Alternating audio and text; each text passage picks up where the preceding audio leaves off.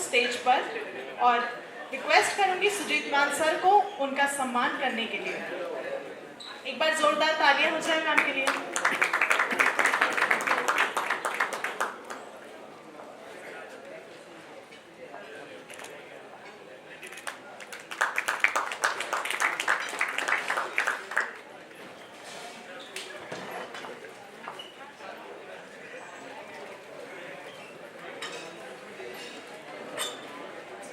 Good afternoon, नमस्कार। पहले मुझे 2-3 चीज़ें आपको बतानी चाहिए। मैं केरला से हूँ तो इसलिए हिंदी काक की धज्जे उड़ा देती हूँ मैं, पर मैं पूरी कोशिश करती हूँ कि जितना भी हो सकता है मैं हिंदी में ही बात करूँ। कि अगर आपको किसी भी पॉइंट पे कुछ समझ नहीं आया तो प्लीज़ मुझे बता दीजिए और मैं इनसे हेल्प लेके मैं आपको बता दूँगी कि मैं क्या समझने की कोशिश कर रही हूँ। ओके, तो आज हम शुरू करते हैं न्यूट्रिशन और पहलवान।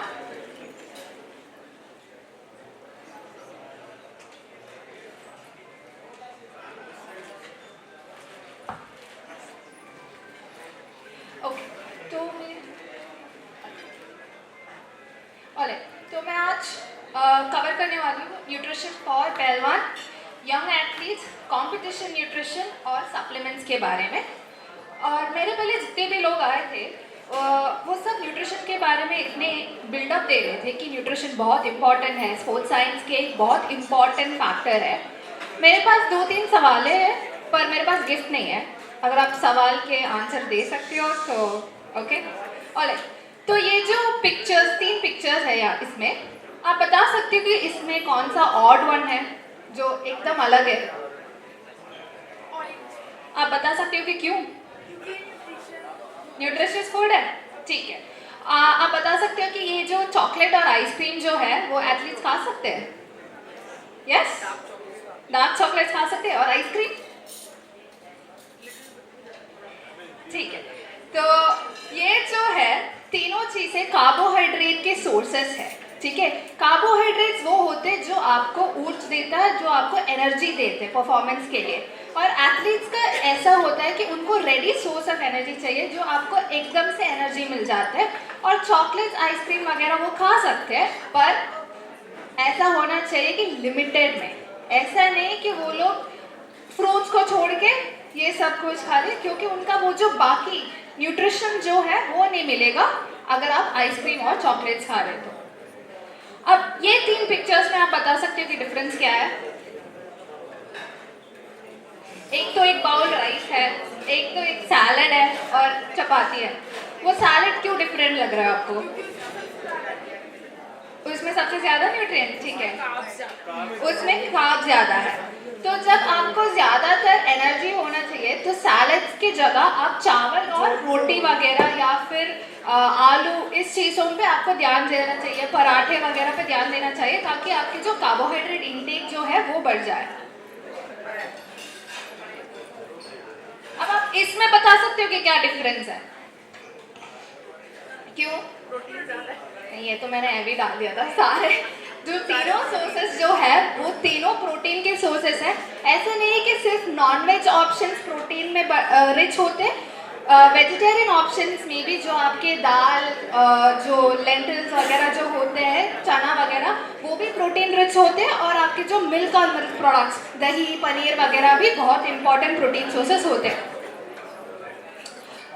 सो आपके जो ट्रेनिंग होते हैं वो हर रोज़ एक जैसा नहीं होता ना। हर रोज़ आपका जो ट्रेनिंग का स्केड्यूल जो होता है, जितना आपका जो ड्यूरेशन जो होता है ट्रेनिंग का, वो अलग होता है। तो जिस हिसाब से आपका ट्रेनिंग अलग होता रहता है तो उस हिसाब से आपका डाइट का भी मॉडिफिकेशन करना पड़ता है ताकि आपका जो वेट गोल्स जो है, रेसलर्स है आपके वेट कैटेगरीज होंगे, है ना।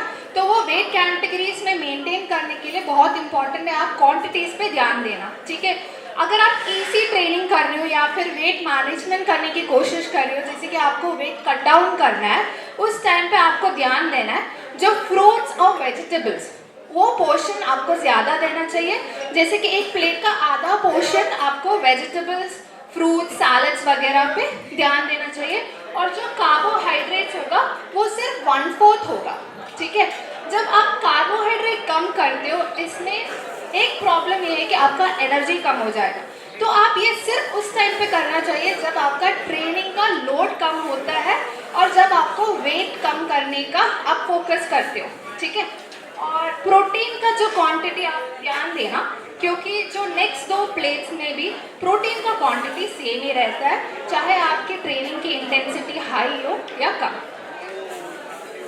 जब मॉडरेट ट्रेनिंग होता है, डिफरेंस ये है कि आपके जो सीरियल्स, जो आपके रोटी, राइस, नूडल्स वगैरह के जो पोर्शन जो होता है वो इंक्रीज होता है, ताकि आपके जो इंक्रीज डिमांड्स जो है उसके लिए मीट हो जाए।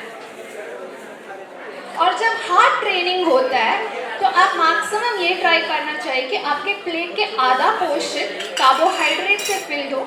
वो चपाती हो सकता है, पास्ता हो सकता है, राइस हो सकता है, आप नूडल्स बना सकते हो। नूडल्स के साथ बस ये ध्यान रखना कि सिर्फ मैगी नूडल्स ना हो, नूडल्स में जो है आप वेजिटेबल्स डाल दो, थोड़ा प्रोटीन के लिए आप पनीर डाल दो या फिर सॉल्ट चंक्स डालो, वैसे न्यूट्रिशियस बनाओ और आप यूज़ कर सकते हो। आप बेसन चीला बना सकते हो, उसमें थोड़ा सब्जी काट के डाल दो, या फिर उसके साथ एक पुदीना चटनी और कुछ ऐसा आप वेजिटेबल्स ऐड कर लो, ताकि आपका जो वेजिटेबल पोर्शन भी इंक्रीज हो जाए।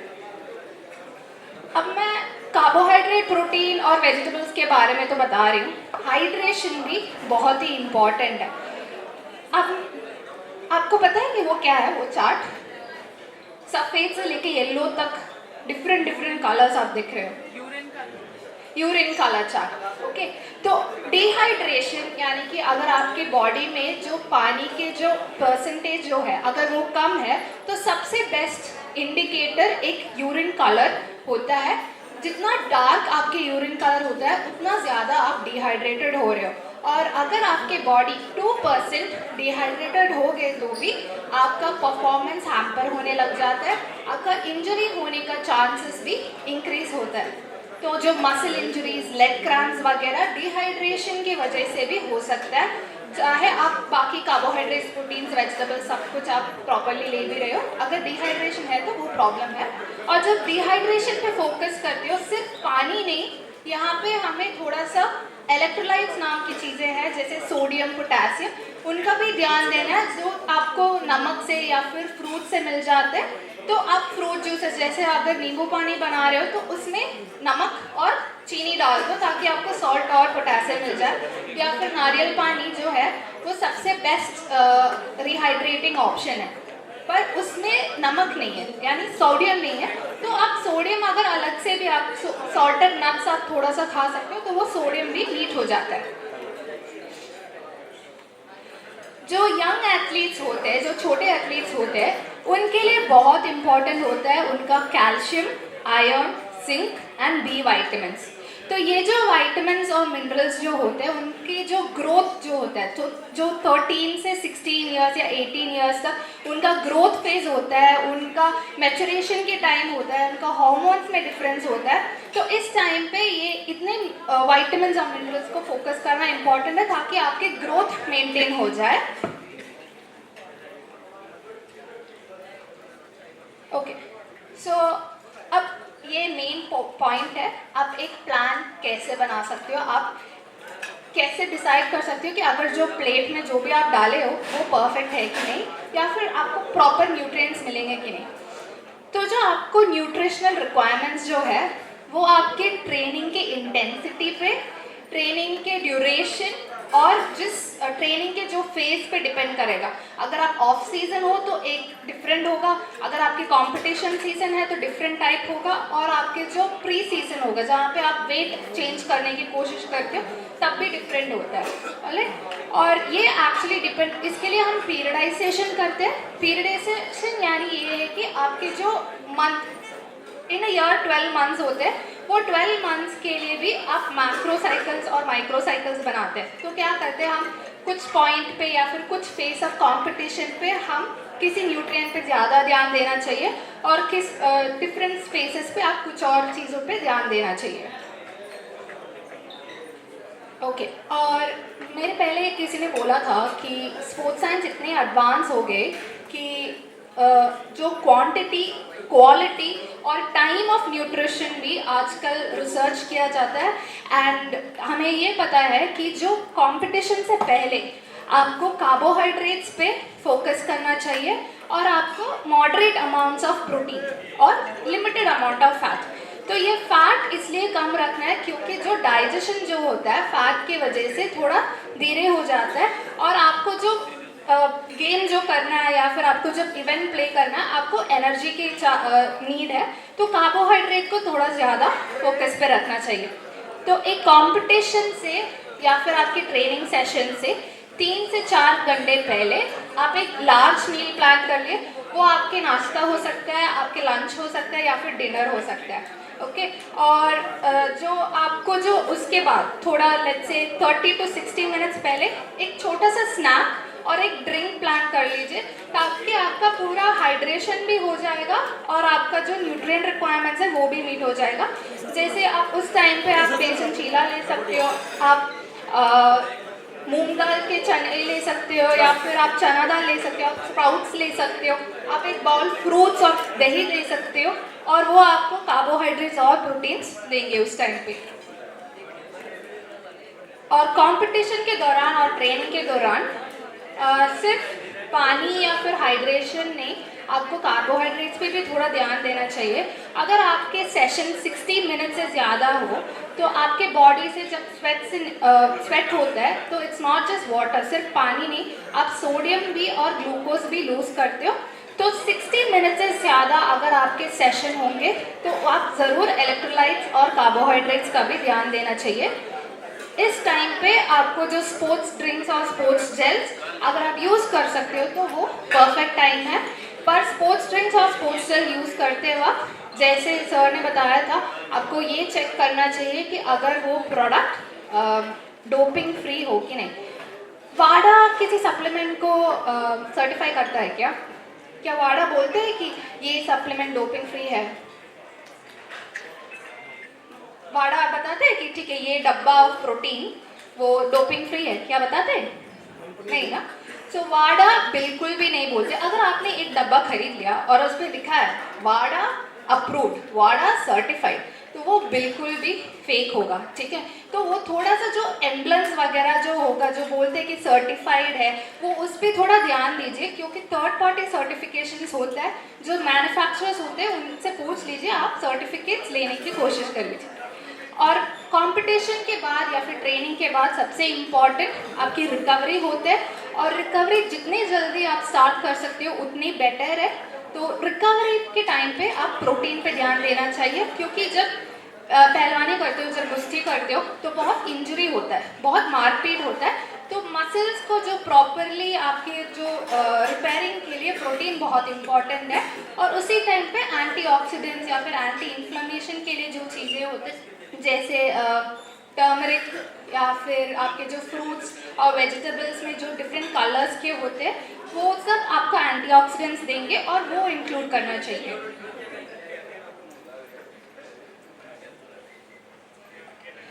तो अगर आप वेजिटेरियन एथलीट हो तो आपके डाइट में क्या होता है, कार्बोहाइड्रेट बहुत डेंस होगा।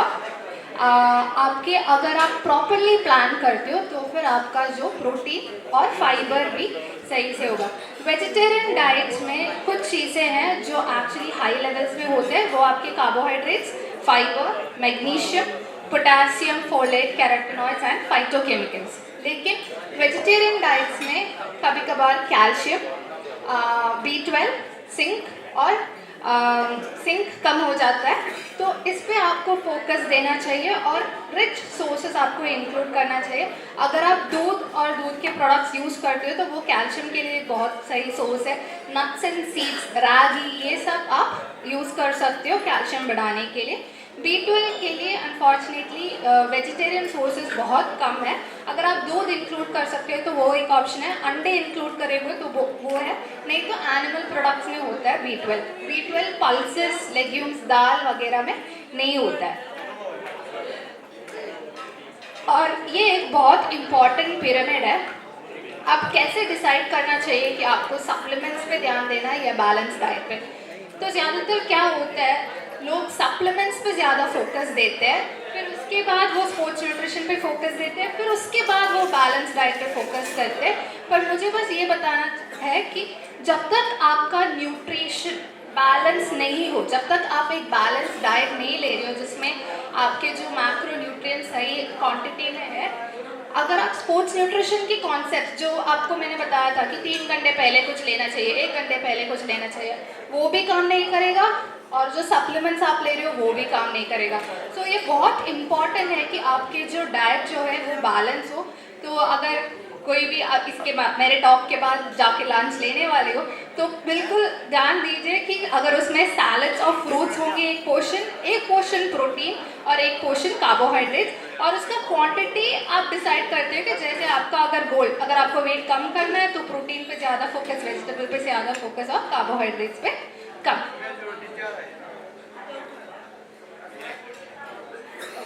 आपके स्पोर्ट्स में ये जो वेट कटिंग और वेट मेकिंग बहुत इम्पॉर्टेंट है, और बहुत टाइम ये होता है कि जो लास्ट मोमेंट पे जाके बहुत डिहाइड्रेट कर देते हो बॉडी को, बिल्कुल पानी नहीं पीते, सॉल्ट एकदम कट करते हैं, खाना एकदम छोड़ देते हैं, और सोना ट्रीटमेंट वगैरह, या फिर वो एकदम टाइट जैकेट्स पहन के वो टारमैक पे रोल करते ताकि डिहाइड्रेशन से वेट कम हो जाए। पर मुझे कुछ चीज़ें आपको रिमाइंड करना है।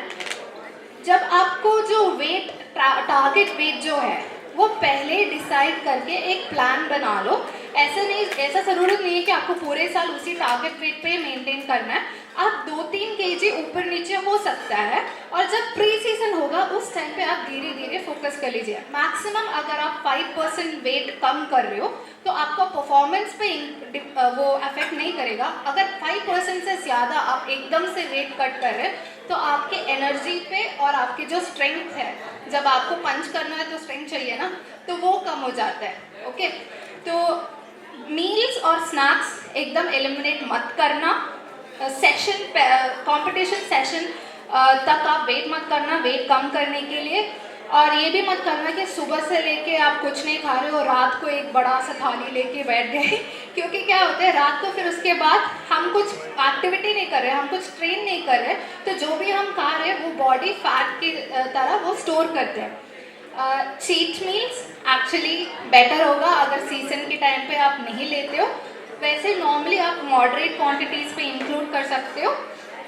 जो भी आप वेट कटिंग टेक्निक और डाइटिंग कर रहे हो वो आपके ट्रेनिंग पे इफेक्ट नहीं होना चाहिए। और डिहाइड्रेशन की जो टेक्निक जो आप वेट कम करने के लिए यूज़ करते हो वो सिर्फ वो लास्ट 24 आवर्स पे फोकस कर दीजिए, और जब आपका वे इन हो जाएगा उसके बाद प्रॉपर हाइड्रेशन और प्रॉपर रिफ्यूलिंग के लिए फोकस कर दीजिए। और एक बड़ी इम्पॉर्टेंट बात है स्लीप। जब तक आपका स्लीप प्रॉपर नहीं होता है और आपका स्लीप बहुत कम होता है तो आपका रिकवरी कम होता है, और जब रिकवरी कम होता है आपका जो परफॉर्मेंस जो होता है अगले दिन के सेशन के लिए वो भी बहुत कम होता है। तो कुछ चीज़ें आप जो कर सकते हैं, जब आप सोने के लिए जाते हो आपके फ़ोन अवॉइड कर लो। आपके जो वाइट लाइट्स जो है वो एटलीस्ट 1 आवर पहले, 1 घंटे पहले आप साइड पे रख लो। जो नोटिफिकेशंस वगैरह जो होते हैं, आजकल तो इंस्टाग्राम अगर यूज़ भी कर रहे हो तो उसमें क्वाइट मोड है, तो यू कैन सेट एक टाइम के बाद आपको नोटिफिकेशंस नहीं आएंगे। तो वैसे आप जो सोशल मीडिया यूज़ करें उसका तो पॉजिटिव साइड्स भी यूज़ कर लो।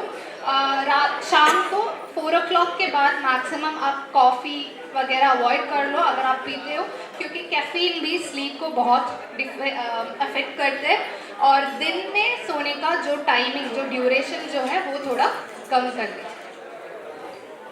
Thank you.